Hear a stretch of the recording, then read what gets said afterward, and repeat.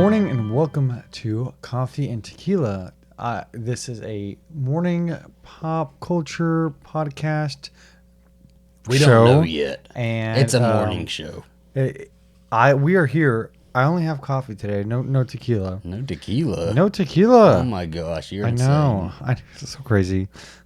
I'm not wild today, but I am Alastair Patton-Garcia. Yeah. And this is my lovely co-host and sometimes husband. You're about to say guest. This is my guest, Zachary Patton-Garcia, and we're happy to be with you today. June 29th, Wednesday morning, so it's a hump day. It's the day Of that humping. Loki comes out Of with humping. the fourth episode of Loki. So It came out today? on Wednesday it does. We're filming this the night before. Yeah, We're never going to yes. get used to that. So Okay. we'll be, as people are listening, we'll be watching Yes. Loki tonight. Yes. We're also maybe watching Fast 9 tonight. We'll see. We'll see. Okay, but we have kind of a little full roster today. At the end of the episode, we're going to have a spoiler review of episode 5 of Mare of Easttown, as always. And so we'll give a spoiler warning before that. But Gosh, it was an intense one too. let me tell you, about shit my pants over this damn episode. But we will get to it. We will get to that. Okay, let's start with a couple of topics. I do have one I want to start with. I know everybody's tired of hearing Britney news. Everybody's sick of it, tired of it. Nobody wants to hear it. I don't think anybody's sick of it. Well, I'm going to give it one piece of little information. We're not going to go on a 25-minute rant about it. We're just real quick. Britney Spears' lawyer has filed to terminate her conservatorship. Did you hear this? Or did you? Oh, okay. I did see that. I thought I was giving you a fresh piece of However, information. I saw that news was taken down as well. I don't know. It's being reported that maybe. And so Yes, that's not. but So it's a termination of the conservatorship has been filed, but it's not like public yet or something like that.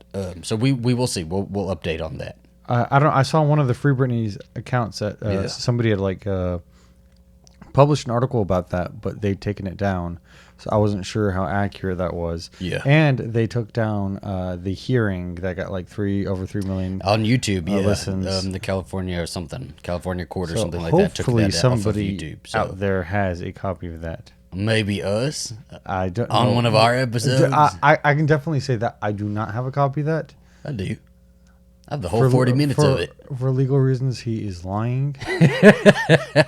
Well, so we'll cover more of that as we go forward. But And then what? we have some royal news. Do you want to do Royals? Okay. I figure Royals is like a good place to start from. Okay. What are we doing with the Royals? Okay, so according to this Daily Mail article that I see, Daily Mail is trash sometimes. sometimes, and also like sometimes when they report stuff about the Royals, like I swear like 80% of it It's is them very filling in the biased, blank. but it's also very biased. Yes. Daily Mail is not a Meghan. It's not a Meghan and Harry fan. They're Oh, very they're pro. not? Very pro royal. So All I saw is Harry's ready to admit he made mistakes of sheer temper to repair royal rift, but William doesn't seem prepared to concede anything, and Meghan is sticking to her guns, claims author.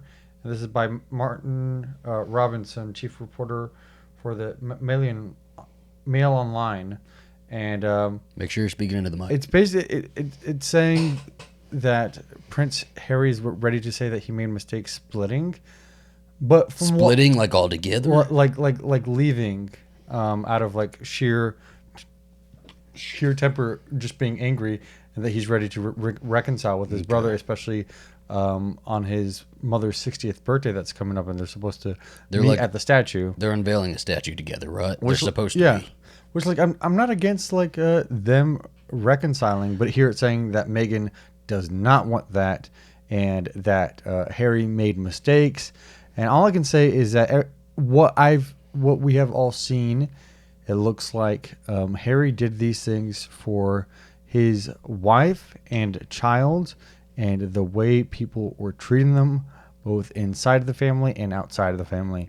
And I don't think that he's necessarily, I mean, he might have made mistakes, but I think those mistakes are possibly smaller in comparison to how they seem to have been treated. We'll also think about it like this: is like Harry's got a lot of trauma. I mean, he's even got a show about where he's kind of talking about that with Oprah. But like, Harry's got a lot of trauma, as does William. But Harry's seems a little bit more forthcoming about his trauma, and so, he saw his wife being attacked, and like, she was pregnant, and he By the media. he was probably fucking scared. He probably got real spooked and wanted to just get them out of that situation because he saw how his mother turned out, and I completely understand that. The Daily Mail is very biased against Harry and Meghan, and they're very anti-Meghan. So What?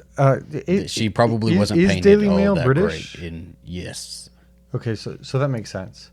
Because like it seems like a lot of British media seems to be very anti-Meghan. well, I do hope for a mending of the rift between them because, like, listen, I think during the Oprah interview with Harry and Meghan, I think they touched on something really important that I think needs to be explored even a little bit more. Is that he was born into that life. There was a lot of and William too. William's like is stuck in that life. It's all of these royals are born into an obligation and raised being told of this obligation, and like they really don't see a way out. And so believe what you want about them, but I have a little bit of compassion over that because you think like this is the only way of life they know, and even thinking of like leaving is just not a thing. And so for somebody like Harry to leave, it's just like, of course he got a bunch of shit over it, Of course his family was so angry about it and stuff like that. And William probably William probably doesn't even think that's ever an option for him or his family, Even little baby George is next in line after William, right? So like he's going to be raised that same way. There is no way out for them. And so I have compassion over that. And I think the only two that really know that are William and Harry. And I mean, for that rift to be there, it's kind of sad. Even there, really, the people who only really know what's going on are the people who are personally involved. Yeah, and everybody just is making speculation off of like the facts. I mean, that all of these topics are going to be speculation. We're just kind of talking, which often like makes me uncomfortable to speculate what's happening, and so I can only go based off the statements that they've made. Yeah, I can only go based off of what Harry and Meghan said in the Oprah interview, and what the royal family has stated afterwards about like their hearts being broken, about like what's going on, and that they're going to do an internal investigation about these race-related issues that they have.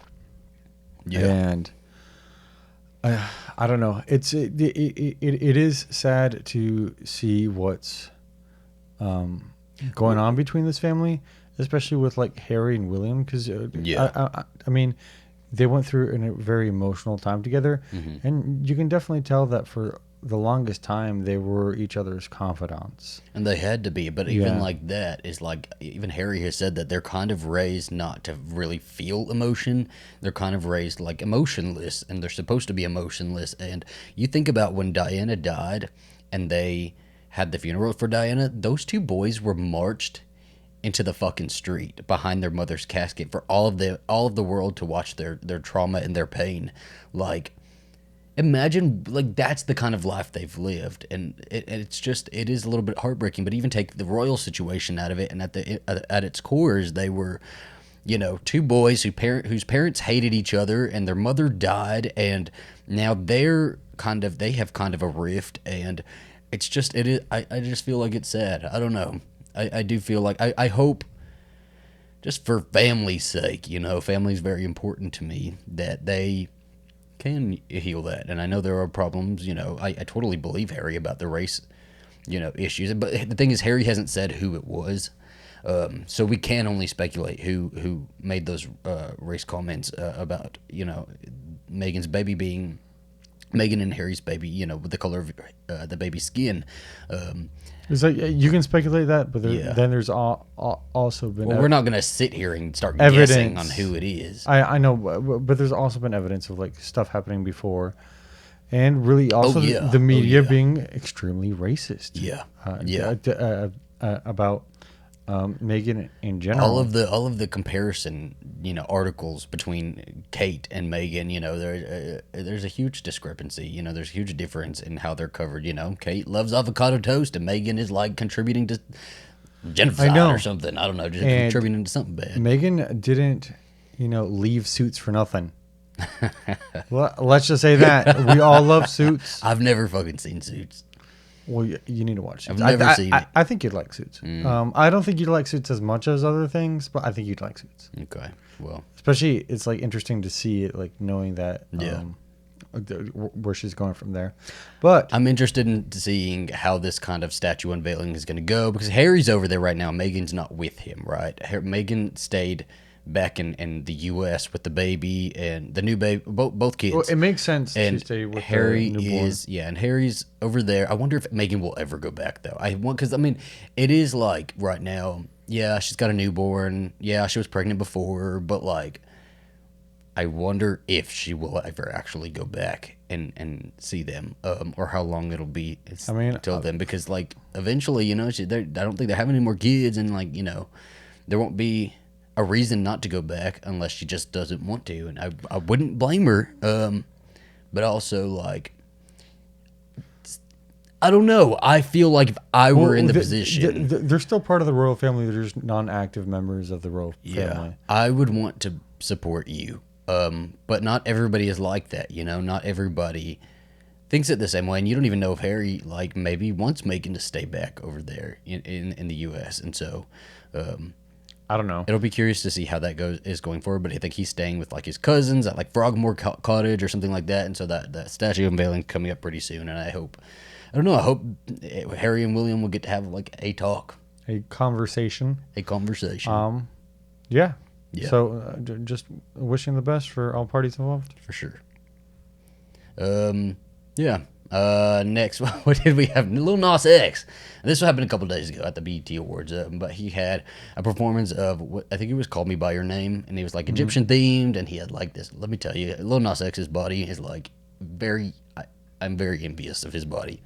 Yeah, he's got like really nice like slenderish proportions, with like abs and like muscle and right in front of my podcast. Yeah. Right in front of my podcast. But he did this performance of like Call Me By Your Name, Egyptian themed, and then at the end everybody's up in arms about him kissing a man on it. I feel like this isn't even that controversial at this point. Well, I stumbled upon a video of saying like Lil Nas X is destroying the LGBTQ community. Why? Because he kissed a man on stage, and he was so sexual about it.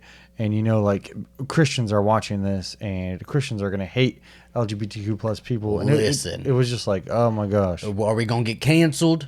Are they gonna cancel us? Are they gonna cancel the gays? It is an iconic now pop culture moment. Well, it is. It is. It would have been really cool on the VMA stage, I think, because the VMAs we need some VMA moments. We're kind of lacking in those these days. But he should have been kissing the Madonna equivalent. That's what I've been seeing a lot of Britney Madonna comparisons during the 2000 I think 2001 2002 VMAs.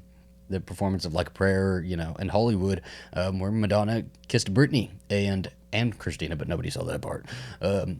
And so it should have been Kanye. Well, I've been seeing some tweets that are like, nobody had a big deal when it was two girls kissing, but now like he's kissing this guy and everybody's making it such a big deal. Well, listen, I do remember it being a big deal. I remember a lot of people I remember it being a very big deal as well. So I think if that's the kind of narrative that's being spun, that's not true.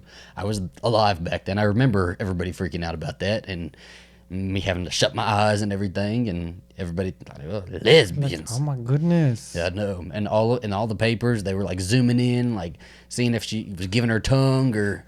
And then nobody covered Christina doing it. But Christina like shit on Britney about that and said, I don't have to pull stunts like that. And it's like, didn't you kiss her too? Right afterwards. But like it is kind of like I like the comparison there. I like the kind of parallel because it is Lil Nas X. I wish it would have been Lil Nas X and somebody like, because it was just a dancer, right?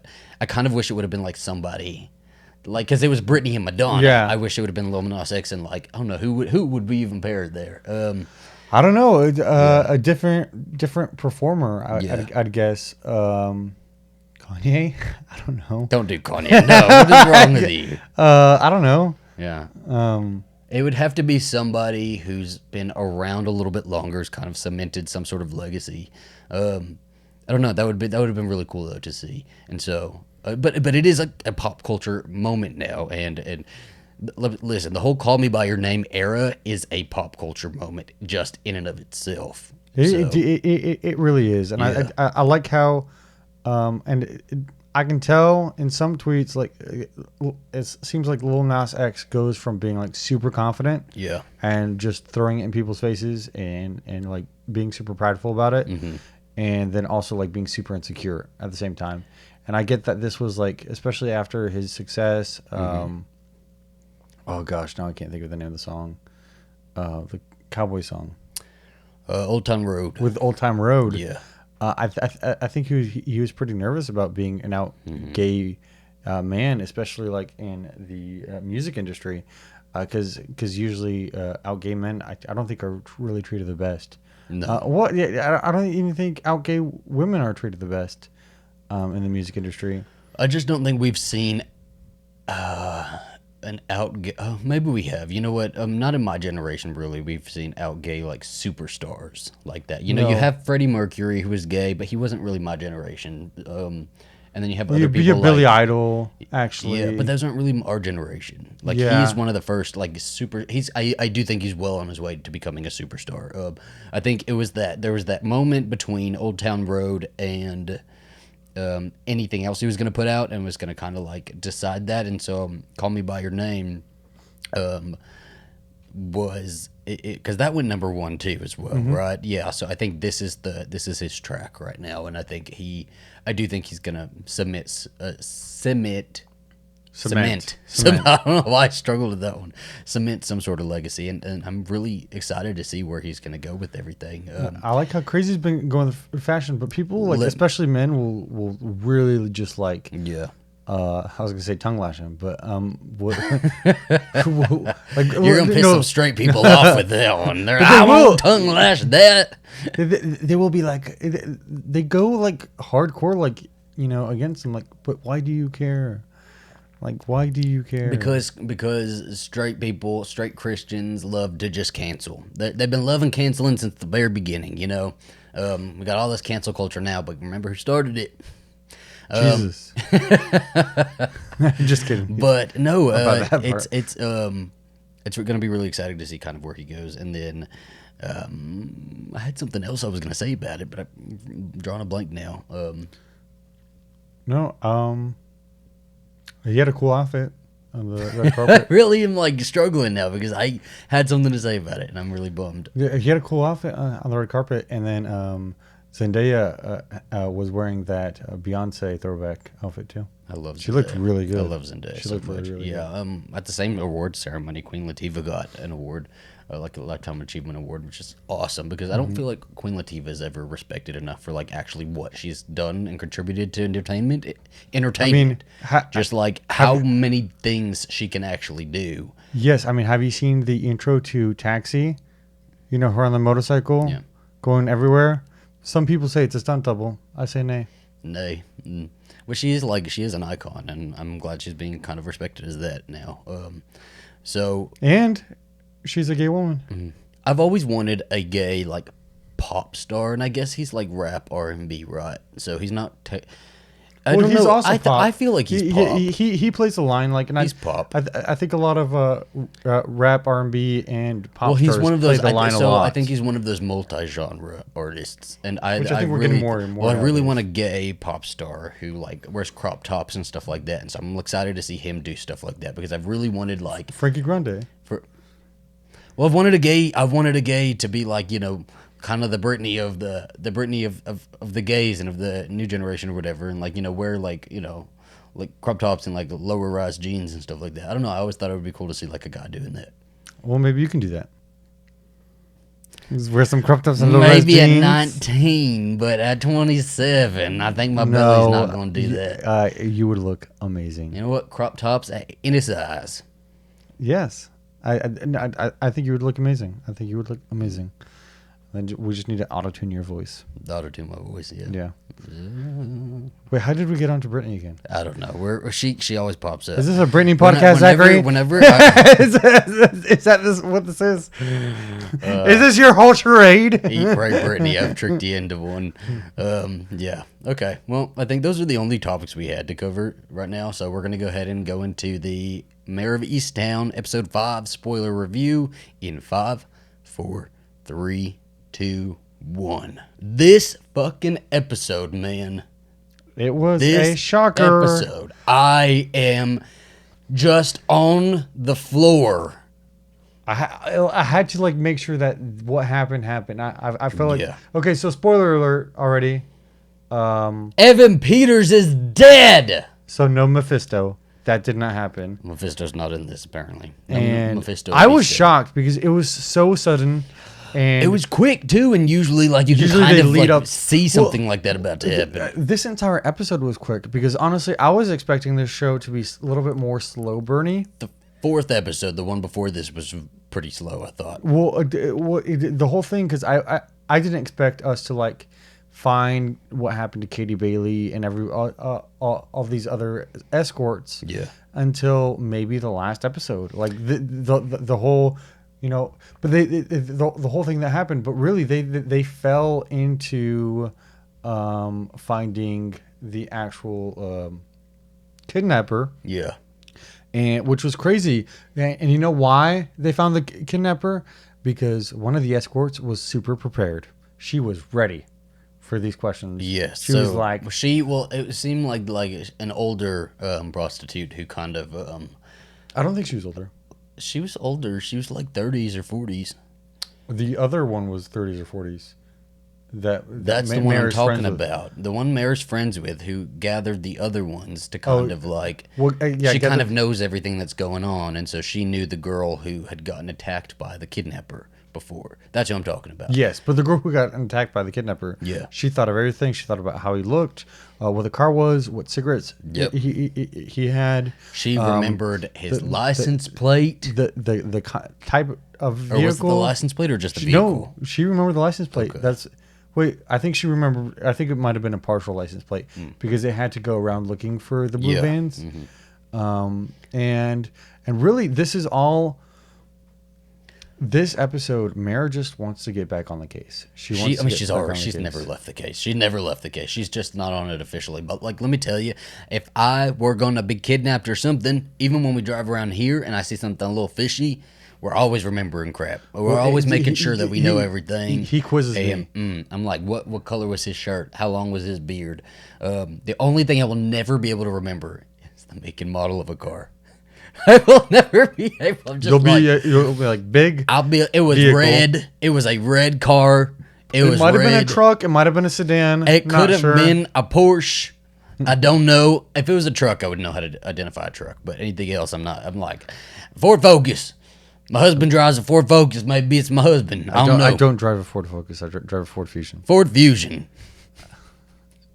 Anyways, but no, because like Mare is going on dates. Yeah. And she gets, because she went on that one date with. She's not going on dates. She's Guy Pearce. But that's before. So now, like Evan Peters has asked her out in the last episode, and she goes on a date with Evan Peters. They both ask her out, and we don't know who she's going to go on a date with. Well, we know now. And I was shocked when she opened the door, and her mother. And guess what? I found out her mother is on that other show, Hacks. Yes. Now we got to watch Hacks, Zachary. Mm-hmm. If you guys have watched Hacks, let us know if it's worth it. I've already seen somebody say it's worth it. I've seen other people say it's worth it too, but I'd like to know from you guys. Well, so Mare goes on a date with Evan Peters, and he takes her out, and he's like smitten with her, and she looks kind of like his mother's age. Yes, I wouldn't even say that. I'd say like older sister, like 10 years older. Okay, older sister. Mare looks older, or the mother looks older. I don't think there's much more than like 2 or 3 years between those two. The mother? Yeah, no, I'm talking about the mother. I feel like Evan Peters could be Kate Winslet's son. What? Are you saying that Kate Winslet? No, I'm not saying that. No. I'm not saying it. I'm very confused right now. Okay, well, they go on a date, and I was so confused right now. Mayor and Evan Peters go on a date, and Evan Peters quickly finds out that, like, basically, Mayor's just super into the case, only wanting to know about the case, only wanting to be around Evan Peters because of the case. Or initially, she's thinking this. She's only case-oriented or whatever. And so he's like, my mother thinks that you only wanted to go out with me because, you wanted to stay close to the case. And Kate Winslet gets up and leaves. She doesn't disagree. I know she didn't even disagree. She later apologizes for like doing this under false pretenses, but she also apologizes to stay close to the case. And then Evan Peters kisses her. And he kisses her, and she's like, "Oh my gosh!" I kind of ship them together. I like them together. I was like, okay, I'm good to see where this goes, and then he gets shot in the face. Well, so they go looking for this blue van that the escort had described, and so they're looking for this blue van, going to different houses and talking to different people, and then they come up to this one guy's house.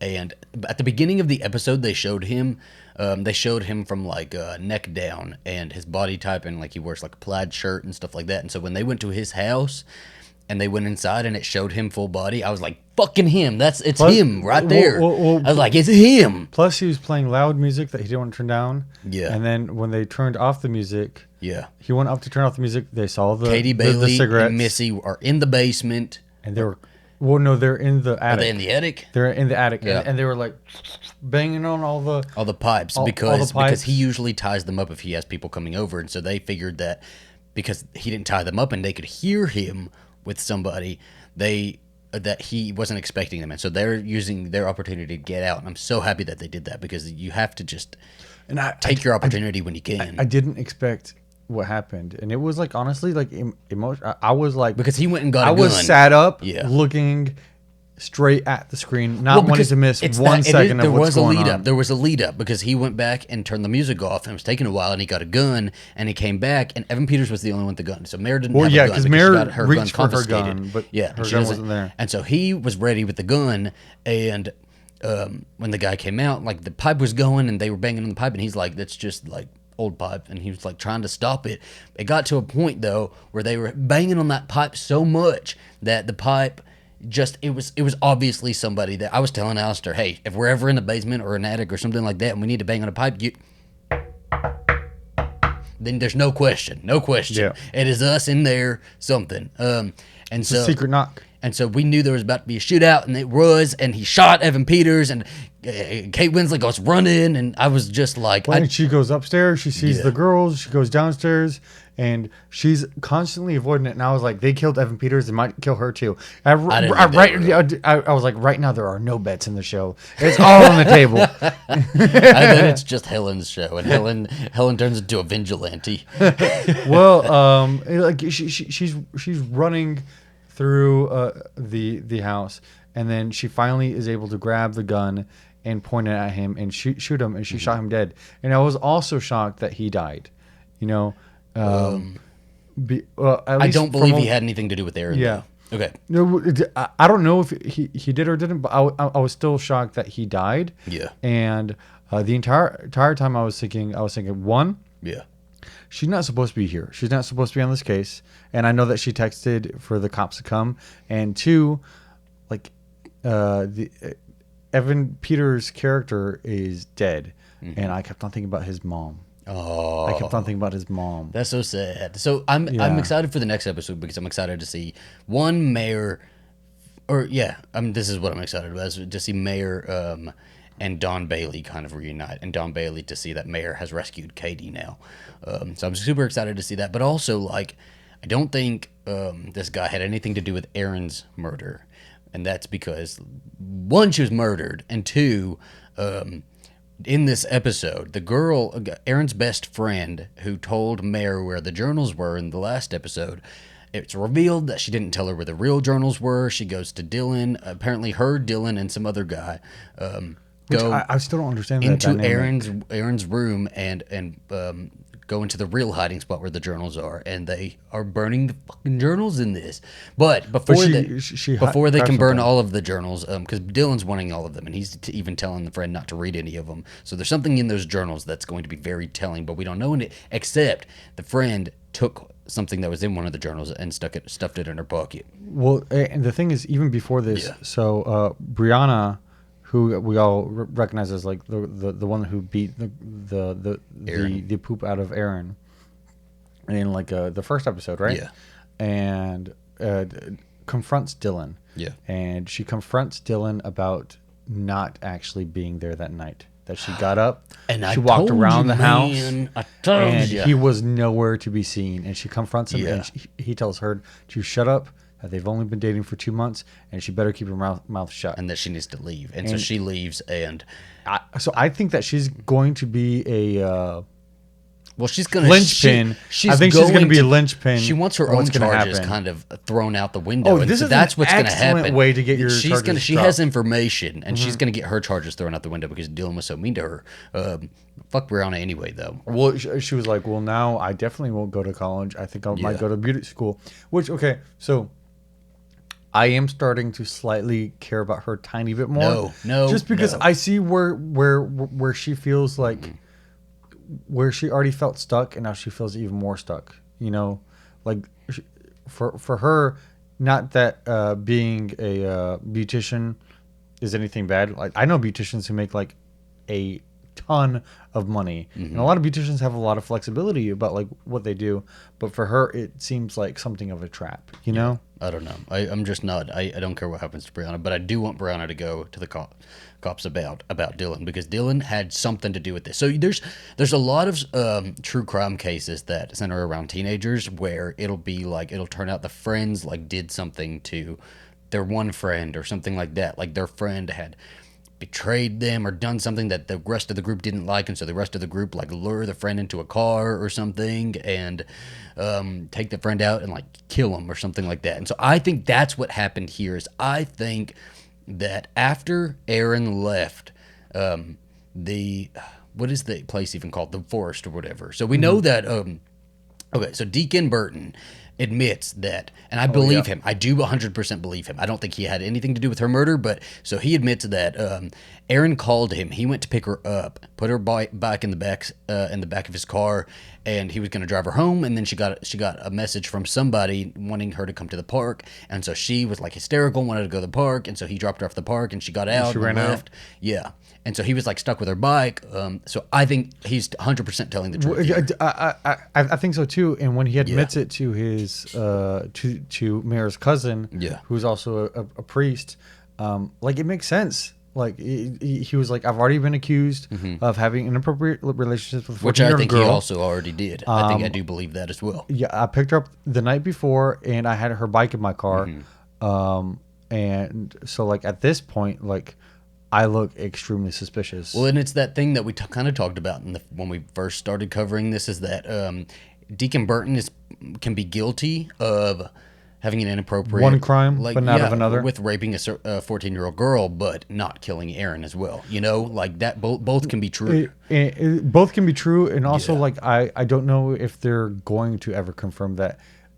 That is a reality, that it's confirmed in the show. I think they might leave it up to audience interpretation. I think so too. In terms of whether he is completely innocent. And I think that even if he is, let's say he didn't have sex with an underage girl, he probably did stuff that would lead to people thinking that in the first place. I do think he did. But I agree with you. I think they're going to leave it to audience interpretation. They're not really going to answer that.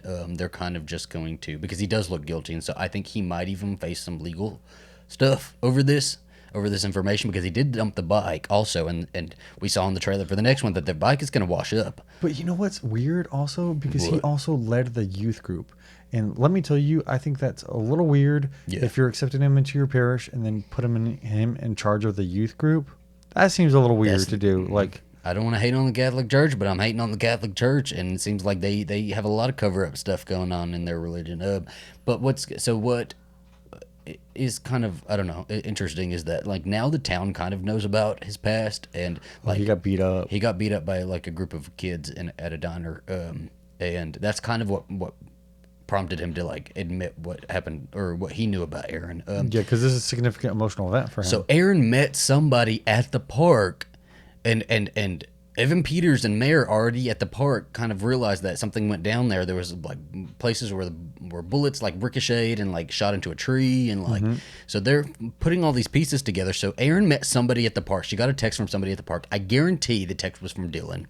I think Dylan and a group of friends, and I'm not even saying, you know what? I don't know about her friend yet. But I think her friend is definitely suspicious at this point. I think her friend definitely knows more than she's letting on, and I think we're just gonna it's gonna be one of those things where we have to wait every episode to figure out a little bit more and more.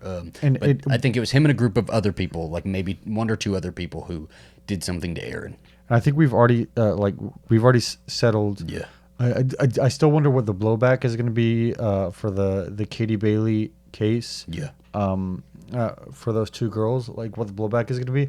But obviously, we know who did it, and those girls will finally be back, hopefully, to their families. Yeah, I mean, they're going to be facing a bunch of trauma now, and I kind of hope we explore that. It's a TV show, so we're not really watching real people here, but I always like an exploration of trauma, and I really hope we keep following these characters, and they don't just, like, disappear into the show. Especially, I want to see them after this traumatic event. I want to see how they kind of deal with all this and process it. I want to see how Katie Bailey and her mom and Katie Bailey's kid, how that whole thing is going to happen. Yeah. And I also, like, at this point, they can't question the perpetrator. You know, they can't just leave it to rest that he wasn't also Aaron's murderer. You know, but I think they have easy. to do. Yeah, it would be too easy, but they have to do their due diligence in truly investigating it, because there are connections. You know, with the escort service. I don't think. And with the age of these kids and all that stuff, and it could be that he tried to abduct her and something went wrong. Yeah. Like that would be my line of thinking. I don't think that's what happened. I think that Dylan definitely. Before I thought Brianna had something to do with it, but I definitely think Dylan had something to do with it. And I don't know. I was so sold on the last episode that the dad had something to do with it. And now I'm like, the Dylan! It's Dylan! Damn it!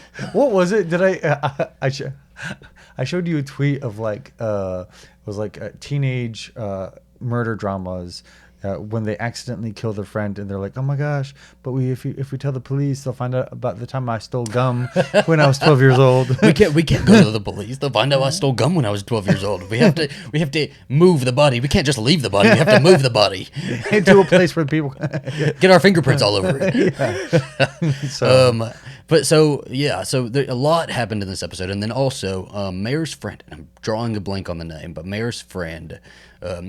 Whose husband is Kenny's uncle, or Kenny's, Aaron's dad, Kenny's cousin, Mayor's friend's husband. Okay, we'll just start there. Mayor's friend's husband, or Mayor's friend's child, the son. Is, okay, we got it. We got it. Shh. Let me do this again. Okay, Mayor's friend's son is having trouble at school and is clearly like withdrawing him to himself, and he's acting out because obviously something's wrong with him. And Mayor's friend asks him if his dad has been doing something again, but she doesn't say what specifically. But we're kind of led to believe maybe an inappropriate thing is happening, but because she also walks by a room and hears the dad telling the son to keep a secret, to keep it a secret, and then later the dad apologizes to the son, said he's gonna be better and everything will be fine.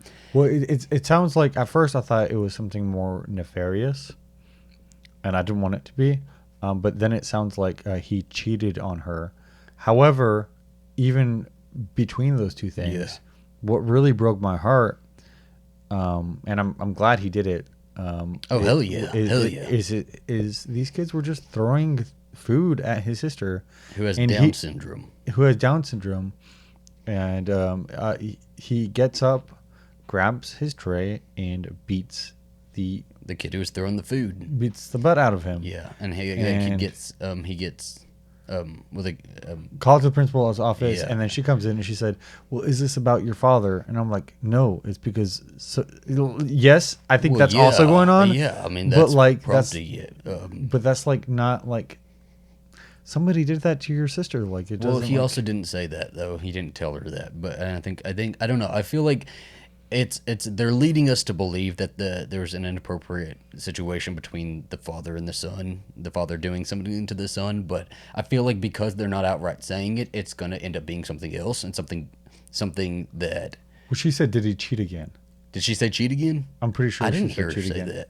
I said I heard her say, "Is he doing it again?" or something like that. Well, I guess we just need to watch and find out. I know we're gonna have to watch episode 6 tonight, but yeah, I think that's about it though for the whole thing. I'm so excited. I think it's a group of teenagers, or because they're all teenagers. Aaron's group, right? I think it was a group of them that did that to her, and I think so, too. justice. I demand justice for Aaron. I think so too, and this is my like third time saying it. If you want these kind of vibes in a book, read Beartown by Frederick Okay, Bachman. we can't do this every episode, baby. It is so good. Like honestly, it's giving me those vibes so much. Yeah, Zachary, you would love it. well, my mom's like super into the show now too, and so I've maybe gotten we should read Beartown I've gotten my mom's really into the show, and so she's trying to catch up to us because I think on Friday for the finale, she's going to come on and talk about the show with us. Does that work out? So today's Wednesday, right? Mm-hmm. Tomorrow We're going to talk Loki and episode 6. We're going to do both. and possibly Fast 9. I don't. Are we it's too putting much. too much in there? Too much. Yeah, we're not So going to do should that. we watch that on Thursday then? I don't know, baby. I don't know. Let's get through the week. You're putting a lot on me right now. I don't know. I like stuff. He likes to pile onto our plates, but I do. You know what? I'm a binge eater. join us tomorrow for A binge watcher. episode 6 kind of discussion, and have a great rest of your hump day. Yep. Bye, guys. Almost there, guys.